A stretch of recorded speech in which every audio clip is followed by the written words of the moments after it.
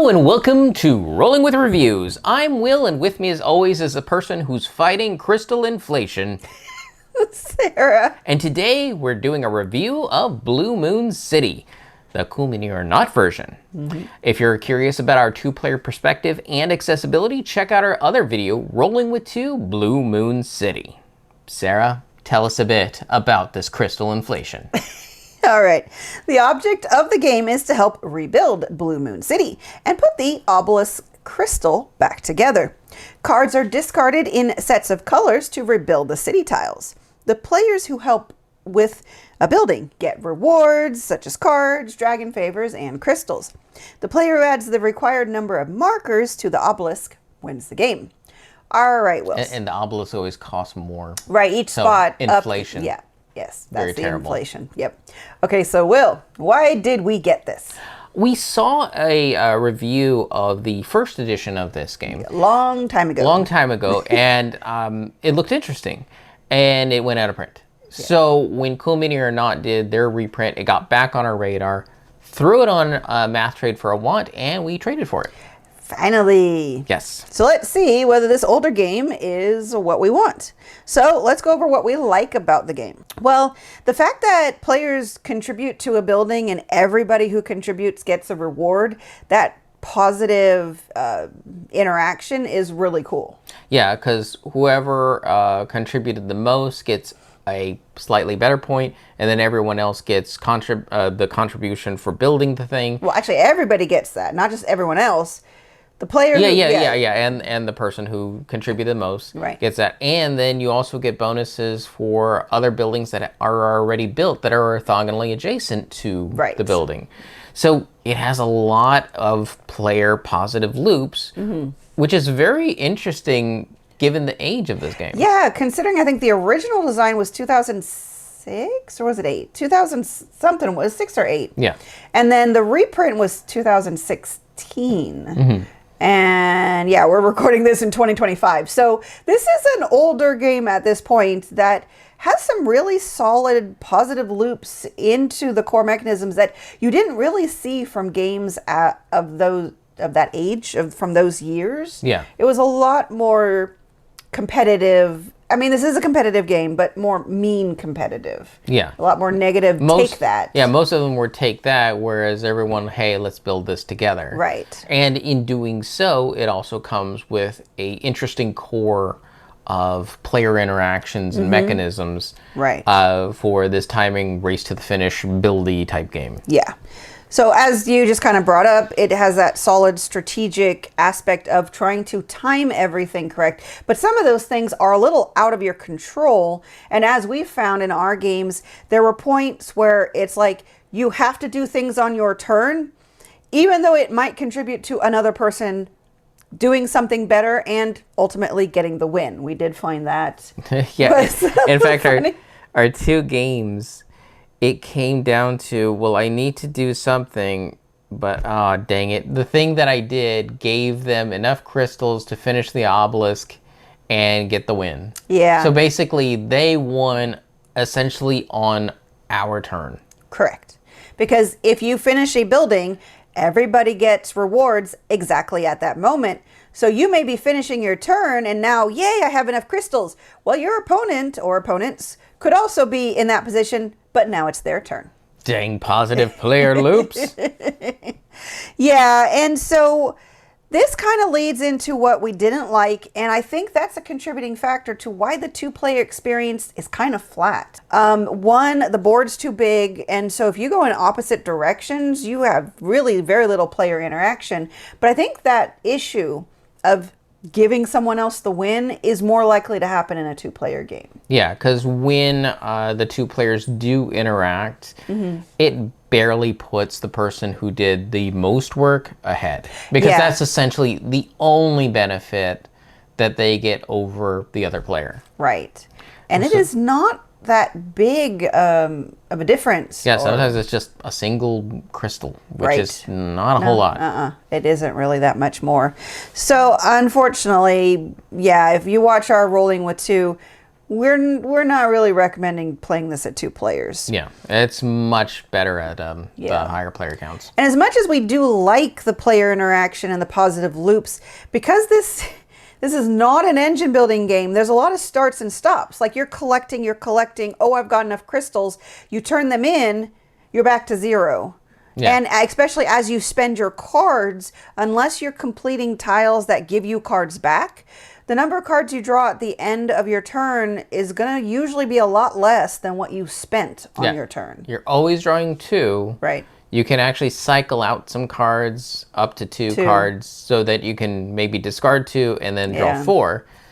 But you're only netting essentially 2 more cards than what you currently had in your hand. And if you just spent 6 cards on your turn to fill 2 spots on the tile, you're just not getting the card economy back into your hand. So there's a lot of your hand getting bigger, your pile of crystals getting bigger, and then you spend it all, and then you're just taking turns. Sometimes, at least it felt for in our 2-player games, I know I spent a couple of turns just drawing cards because I wanted to finish the tile I was on, so I didn't want to leave it, but I didn't have all the cards I needed to do it. Yeah, so it was nice when we played with an expansion that had the hospital tile. Yeah. When it's there, if your character's on it, you can use its special ability to immediately draw 2 extra cards. Right. And honestly, I think those extra actions on the expansion tiles should be on all the tiles. And I think that would make the game a whole lot more dynamic and eliminate this start and stopness of the game. Yeah. Because you needed more coming in as you spent things. Mm-hmm. And then lastly, and we talk about this in our Rolling with 2, this reprint did help. I took a look at pictures of the first edition. Basic pawns. Oh, basic pawns and stuff. So this edition did do better with a lot of the vision accessibility, but it could have gone farther. For example, they use a patterned border for each of the colors on the cards, but they didn't do it on the tiles. So they only halfway made the game accessible visually, and they have red and brown, which can be a major problem for like everybody.